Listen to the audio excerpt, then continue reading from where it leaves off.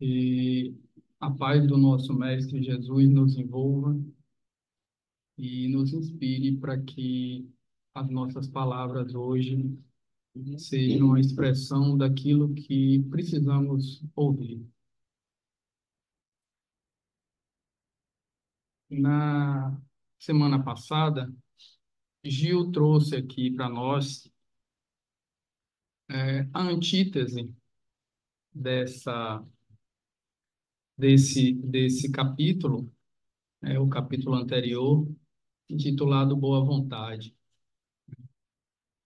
E hoje nós estaremos vendo o que a má vontade pode, então,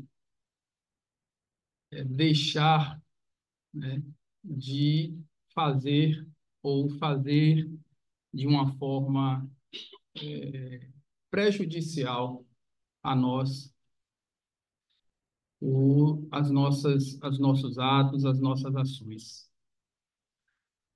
Bom, o, o benfeitor traz esse título, má vontade, que por si só a gente já consegue entender o que ele quer nos dizer. Uma pequena expressão.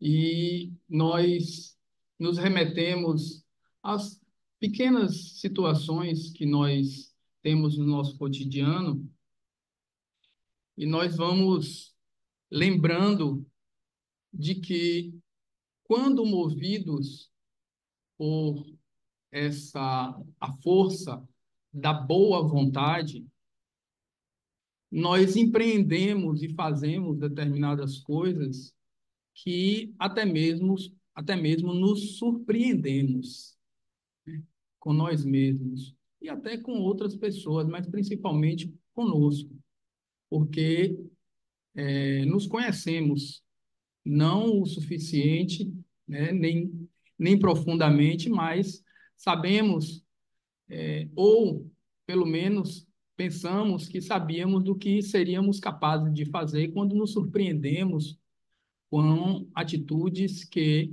não nos eram pensadas até aquele momento.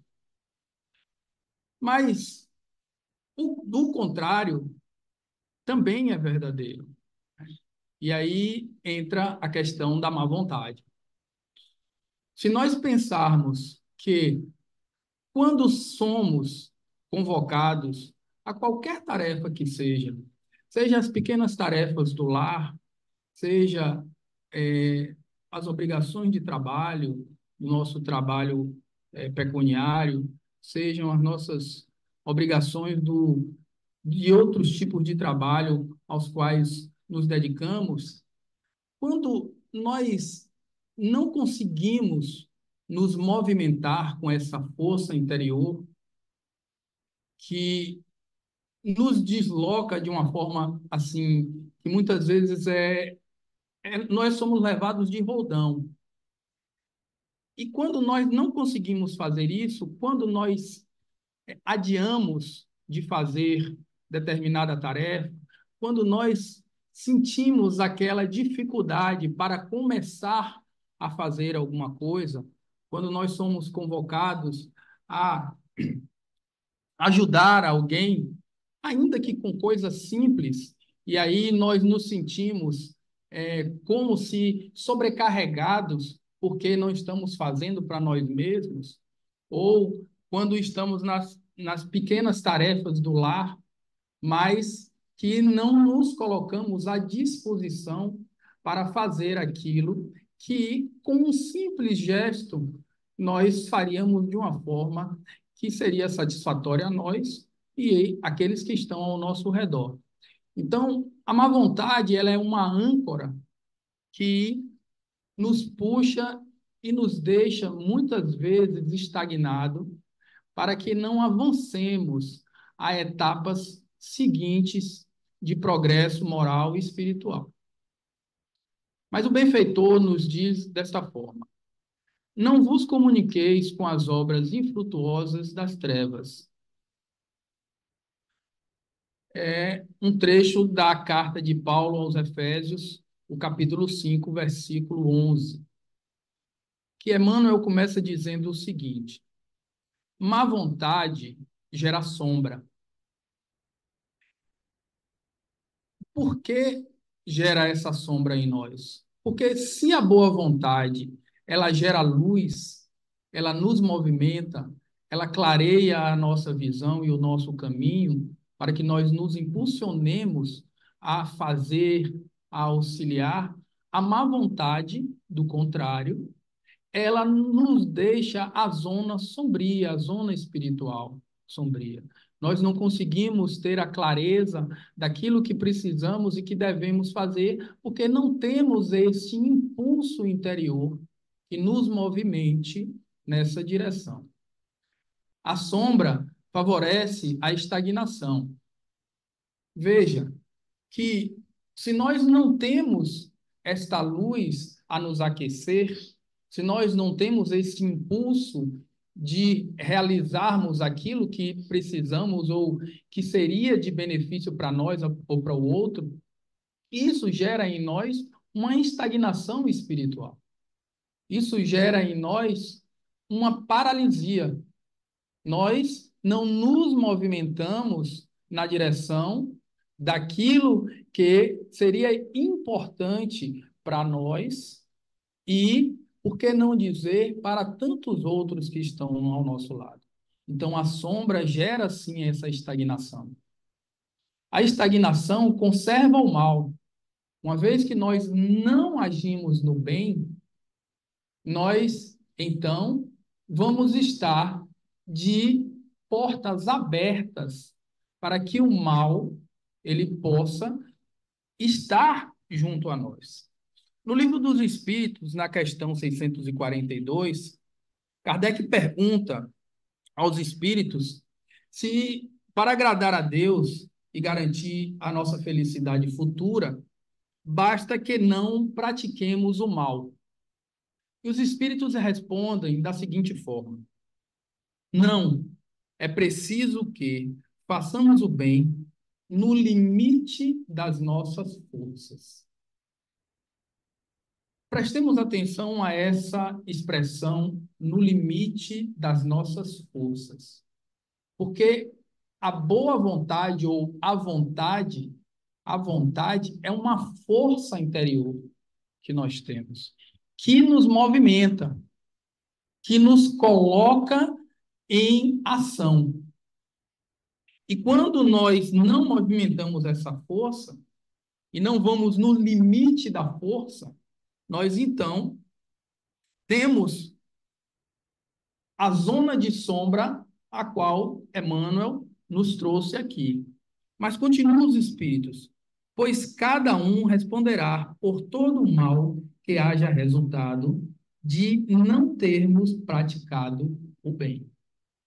Ou seja, essa estagnação de nós não termos feito o que, movidos por uma boa vontade, e, ao contrário, na má vontade nós ficamos estagnados, nós então estamos ali abrindo campo para aqueles irmãos que ainda numa zona de ainda muito ligado os defeitos da matéria, as coisas da matéria e que não aceitam ainda a evolução e que, portanto, é, querem muitas vezes fazer com que nós também não caminhemos, porque nós damos esta sintonia a eles. Porque quando nós não nos movimentamos no bem, com a boa vontade, sim, agindo de má vontade, nós abrimos essa porta.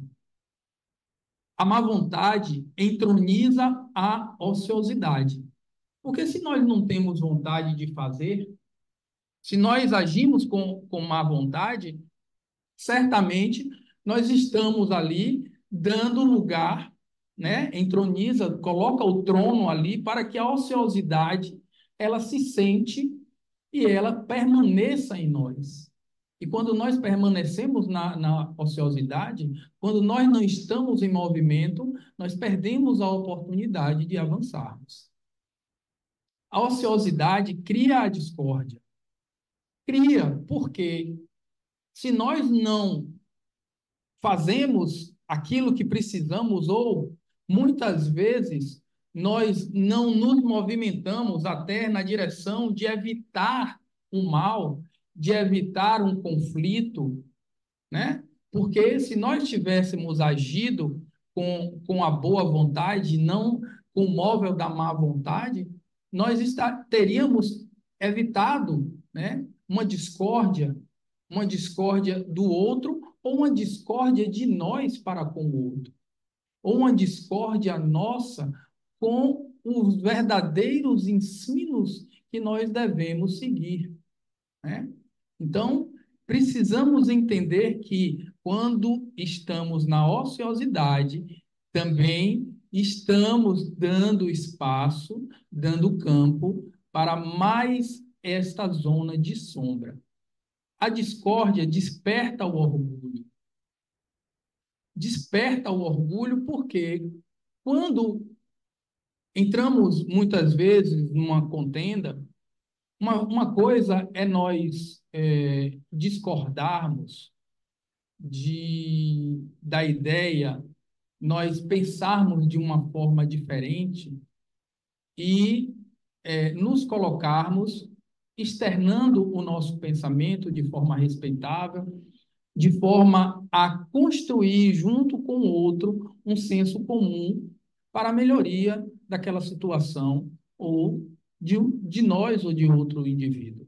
Outra coisa é quando nós entramos em contenda porque discordamos e alimentados por um sentimento de que podemos mais porque sabemos mais, porque a nossa opinião é melhor do que a do outro. E aí nós damos, sim, vazão ao nosso orgulho, né?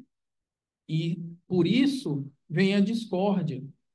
Nós não estamos ali com o coração aberto, com sentimentos de bem, para estabelecermos um diálogo construtivo, mas para fazer valer as nossas ideias. A vaidade, o orgulho, acorda a vaidade. Eles estão intimamente ligados. No momento em que nos sentimos orgulhosos por aquilo que achamos, pensamos ser melhores do que o outro, nos envaidecemos por isso, né?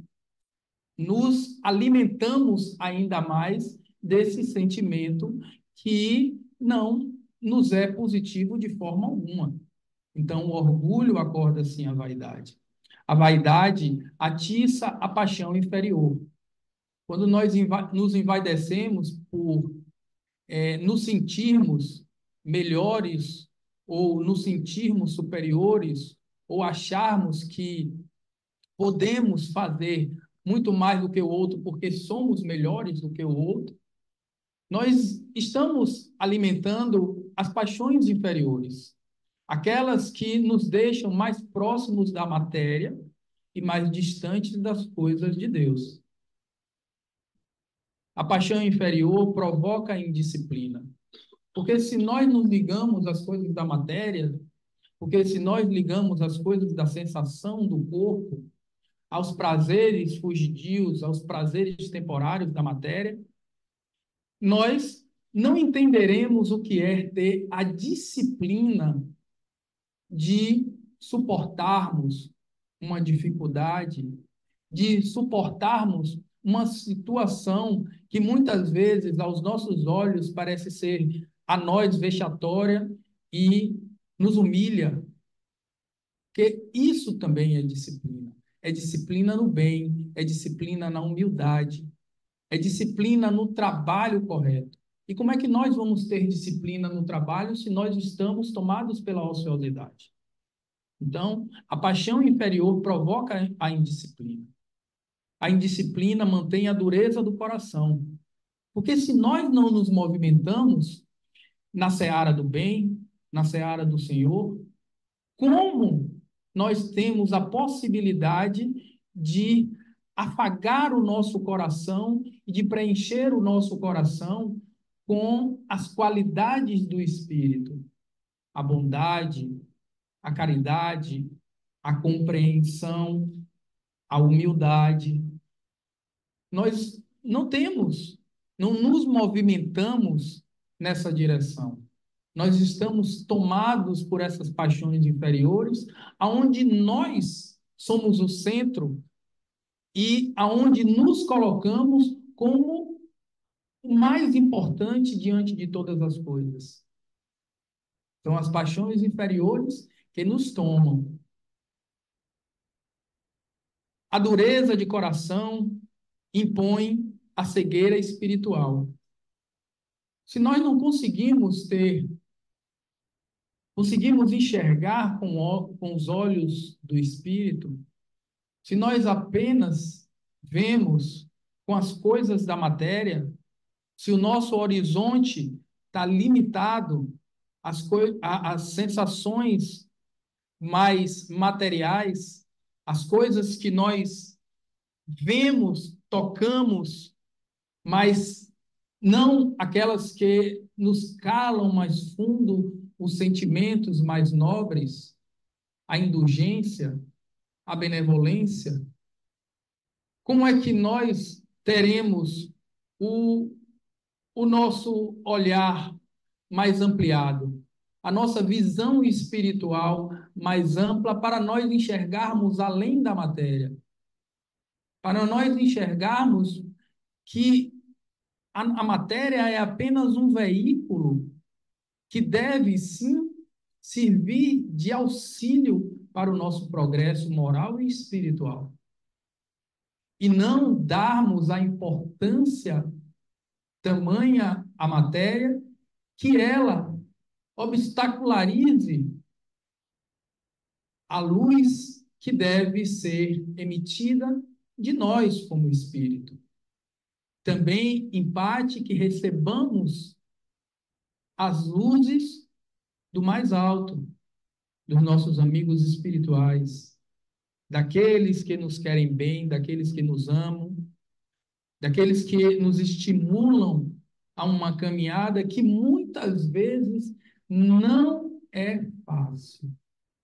E nós sabemos que a nossa vida é repleta de obstáculos, de dificuldades, de tristezas, mas que se nós damos espaço para que não sejamos cobertos por esta sombra da dureza do nosso coração, da nossa cegueira espiritual, nós certamente receberemos esses impulsos positivos e divinos que nos empurrarão, nos auxiliarão a progredir, a continuar a despeito de todas as dificuldades que enfrentamos.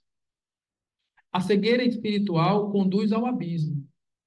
Se nós não conseguimos enxergar para onde vamos, se nós não temos a clareza da estrada em que estamos caminhando, se o caminho que trilhamos é o que as coisas da matéria nos atrai, nos conduz, certamente nós iremos, sem percebermos, ao abismo. Quando menos esperarmos, já teremos caído, despencado de uma altura aonde podemos, sim, ter um estrago muito grande, porque não demos a oportunidade e nem demos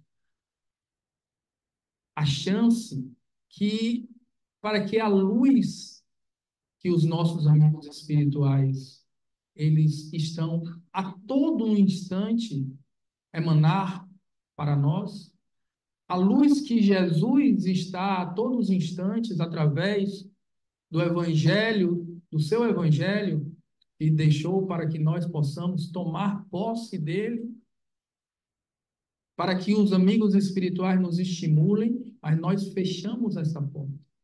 E esta cegueira nos leva à queda. E, finalmente, o nosso benfeitor nos diz que entregue as obras infrutuosas da incompreensão, porque se nós somos tomados por esta má vontade, se nós não nos movimentamos, não fazemos o movimento necessário para que possamos sair deste lugar que já estamos, talvez, há séculos, há milênios, e que somos os convidados das bodas, e somos aqueles que pegamos os enviados do Senhor e desprezamos, ou matamos, ou fomos para os nossos negócios, ou fomos para nossas casas de praia. É isso que nós queremos para nós, continuarmos nessa trajetória? Continua o benfeitor. Pela simples má vontade pode o homem rolar indefinidamente ao precipício das trevas. Emmanuel finaliza esse comentário nos deixando esta advertência que, se nós não nos livrarmos deste grilhão que pesa sobre nós, que nos dificulta o deslocamento moral e espiritual para esferas mais luminosas, para o auxílio do outro, para recebermos de boa vontade o que Jesus tem feito e nos convidado a fazer há séculos. O nosso destino continuará sendo o precipício das trevas, das nossas trevas interiores e das nossas dificuldades de poder enxergar no plano espiritual, deixando a matéria no lugar exato que ela deve ter, que é de veículo, condutor e auxiliar do nosso progresso moral e espiritual. Não demos à matéria a importância maior do que ela tem. O espírito, ele sim, sobrepuja de todas as formas, ou deveria sobrepujar de todas as formas, a matéria. Então, pensemos que nos pequenos atos da nossa vida possamos agir com boa vontade,